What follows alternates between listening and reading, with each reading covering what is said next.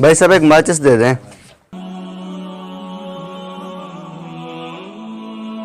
भाई साहब ये कितने की है? सिर्फ 5 रुपए की भाई। चले एक और भी दे दें। लें जी, एक और भी ले लें। अब कितने पैसे हो गए भाई साहब? भाई साहब आप 55 रुपए हो गए आपके। भाई 55 रुपए कैसे हो गए? माचिस तो 5 रुपए की है। ये देखें भाई, 5 की एक माचिस आपने ली और 5 आगे दूसरी के, तो ये 55 हो गए ना। चलो एक वापस कर लें और आप बताएं कितने पैसे हैं।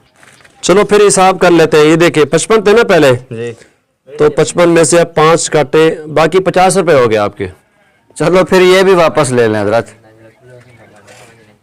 चलो फिर आपका हिसाब करते हैं।